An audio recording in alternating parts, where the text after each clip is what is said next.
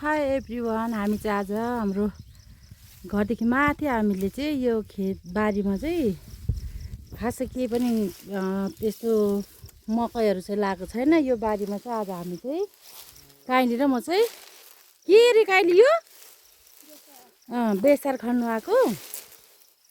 अनि बेसार चाहिँ यस्तो घारीमा हामीले चाहिँ यति चाहिँ खनिसकेको छ। अब अझै कति पाउने रहेछ, यस्तो झार यस्तो घारीमा खनिराखेको छौँ होइन। अब खै निकाल्नु त लु, एउटा भेटिन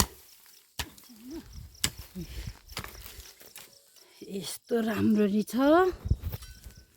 अच्छा मेरो चाहिँ हालत यस्तो भएरै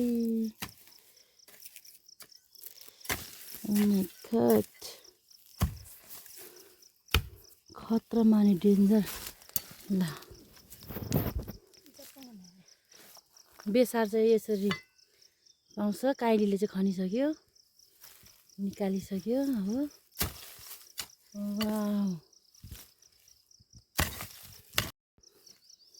म पनि ठुलो निकाल्नु भनेको त सक्दैन त है। ओ पोहोर नखनेको हो कि क्या हो? हजुर बिग्रेछ पनि ला। मलाई त खन्नु पनि आएन। भर्खर सिक्दै हुनुहुन्छ।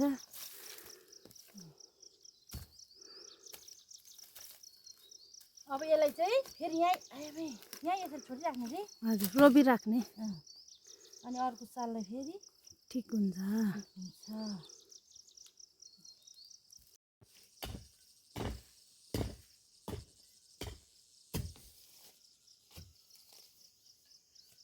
बच्चा खेलाडी हो म भन्नु अरे। बाँझोमा कता कता नभेट्ने है चाहिने भने।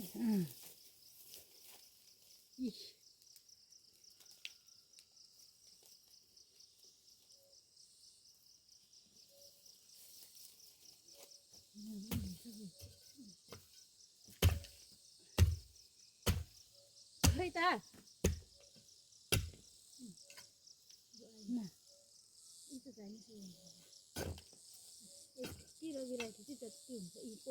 अलिक ठुलो चोरले गर्नु नि त। अब यो चाहिँ अर्को सालको लागि रोप्दैछ। पट बाँझोमा यहाँनिर झन् खेतीपाती नै गरेको भए कति फल्थ्यो होला नि। मकै 14 भारी 15 भारी आउँछ। पिरालु पनि रहेछ नि त है। ल यस्तो घारीभित्र हुन्छ हाम्रो अदुवा चाहिँ। गाउँमा चाहिँ यसरी बेसार बिर्सेको गरेको बेसार चाहिँ गाउँमा यसरी हुन्छ। अनि त्यसपछि यसलाई यस्तो खतरा बल्लाएर यत्रो निस्किन्छ। हेर्नुहोस् हजुरहरू, यसो गरेपछि हामीले बेसार चाहिँ गाउँमा चाहिँ किन्नु परेन होइन। किन्नु पर्दैन। अर्ग्यानिक ताजा ताजा खानुपर्छ आज। तर यसको अझै प्रोसेस छ है। अब यसलाई फेरि काटेर सुकाएर होइन।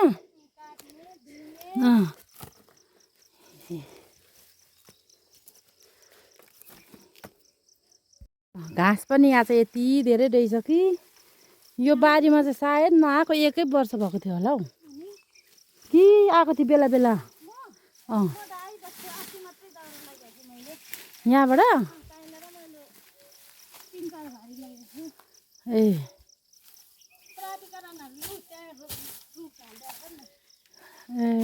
यो चाहिँ हाम्रो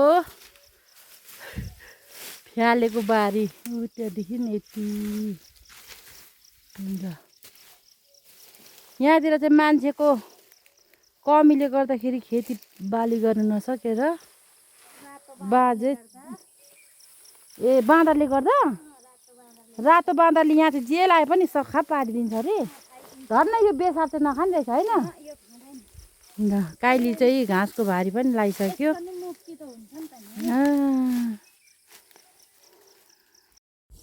अब हामी चाहिँ अर्को सालको लागि यसरी यो अदुवालाई चाहिँ यसरी रोप्दै राख्छौँ। अनि त्यहाँबाट अर्को साल चाहिँ आएर फेरि खन्दाखेरि चाहिँ यति ठुल्ठुलो झुप्पा पाउँछ। अनि धेरै भयो भने चाहिँ अलिअलि बेच्ने ल, हामी बेचेर पकेट खर्च निकाल्ने। उजुर यतातिर पनि लगाइराख्नु न, उजुर जोड्ने।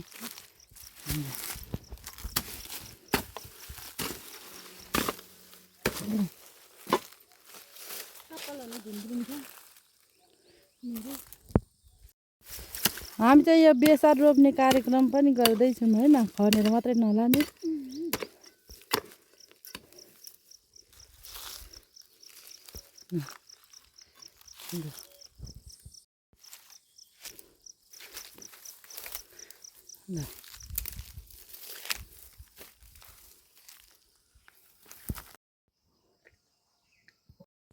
हाम्रो माइला दाइले चाहिँ यहाँतिर केराको बोट, अनि के अरे यहाँ यो चाहिँ कफी, यो चाहिँ के को है?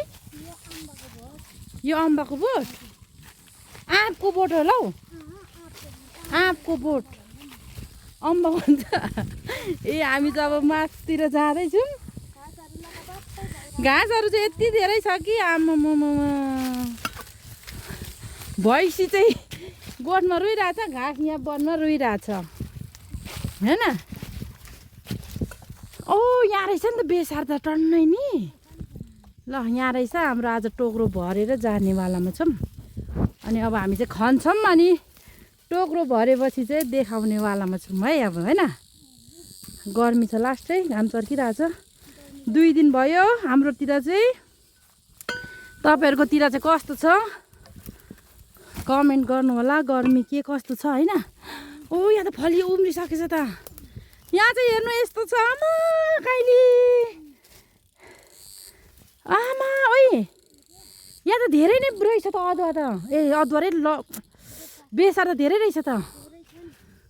कति वर्ष छोडेर यस्तो भएको रे यो जग्गा चाहिँ। आमा पहिला त यहाँनिर मकैहरू लाएर कति हुन्थ्यो। ऊ माथिसम्मै छ, ऊ 3 वर्ष भयो छोडेको। 3 वर्षमा यस्तो घारी हुने रहेछ। ल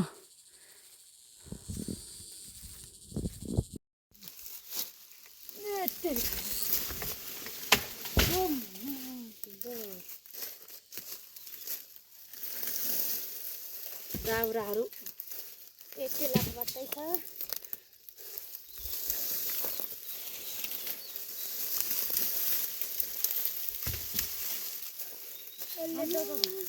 साइनमा नि यसले डोको भर्छ होला केले यो गाडाले। अनि अर्को ऊ त्यहाँ छ, त्यो त भोलितिर आउँछ ल। ल ओके।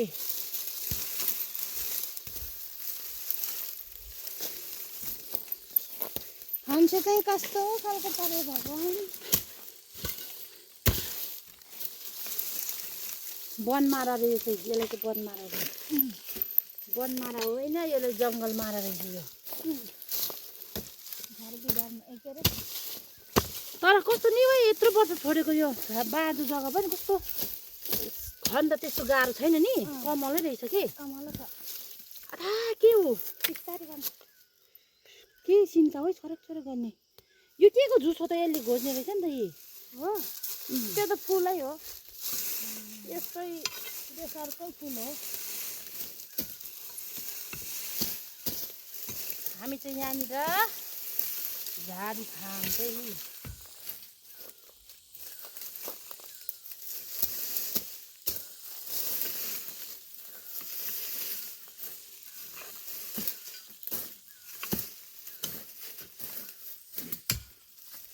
कस्तो कमल नि आमा,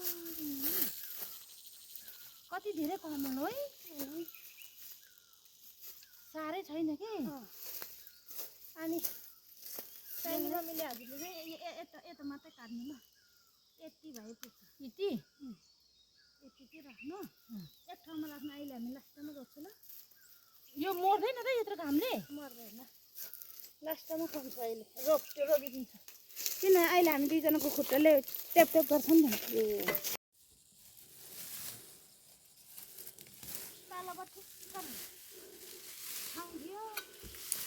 यहाँ त कस्तो पऱ्यो यो। यो चाहिँ साइन्डे कि यत्रो यत्रो पोहोर त यत्तिकै कुहिन्छ हेर्नु पोहोर नखनेको भएर यो चाहिँ खै त दिन त वर्षौँ पछि खोल्नुपर्छ नभए ए वर्षौँ पछि खन्नुपर्छ अरे खनेन भने चाहिँ यसरी कुहिएर जाँदो रहेछ यो चाहिँ पोहोर खन्नुपर्ने पोहोर नखनेको भएर चाहिँ यसरी कुहिएर जाँदो रहेछ यहाँतिर नि रहेछ कति तर मलाई चाहिँ थाहा थिएन के भएको रहेछ भनेको त होइन ल हाम्रो चाहिँ टोक्रो भरि नै आँटिसक्यो अझै यस्तो टोक्रो 2-3 टोक्रै हुने रहेछ नि आमा त्यो भरे चाहिँ जानुपर्छ ल ल धेरै पोल्यो नभए भरे दिन्छु बेलुकातिर आउनु प्याज नै निकाल्नु जाने हो नि त ग्यास अब ननिकाल्ने कि प्याज अहिले ननिकाल्ने चाहिँ हाँ अब पात खानुपर्छ रहेछ ए ल हाम्रो चाहिँ अब बेसारको लगभग भारी चाहिँ पुग्न आँटिसक्यो अब भोलि आएर चाहिँ यताको खन्ने होइन अनि यता पनि डल्लै छ खन्नुपर्ने हेर्दा चाहिँ छैन जस्तो छ तर जति पनि यो टुसाहरू देखिराख्नु भएको छ यो सबै चाहिँ बेसार हो यो पल्लो छेउसँगै छ नि यहाँतिर चाहिँ आमाम घाँस यति खाऊ ओ यहाँनिर हाम्रो केरा उयो फलिरहेको रहेछ त है उयो हौ फलिरहेछ अँ है निस्किएको छ अहिले निस्केछ त्यसो खानुहुन्छ त्यहाँ रहेछ यो रुखहरू कसले काटेर चिन्डे पारेको नि सबै आमामु घाँस माइल आएर काटेको होला नि मालदालाई रुख चढ्न नसकेर म यिनै लिएको तपाईँ आएर काटेको यिनीहरू आमामु हाम्रो काइली डेन्जर छ यहाँतिरको रुखहरू यस्तरी पुरै खत्तम हुने गरेर काटेको रहेछ घाँस बाख्रालाई ल ल ल म चाहिँ सक्दिनँ है ल यति गर्दा हाम्रो भिडियो चाहिँ यहीँनिर समाप्त हुन्छ खोइ बाई काइली बाई ल बाई अब हामी चाहिँ यो बोकेर जान्छौँ बाई बाई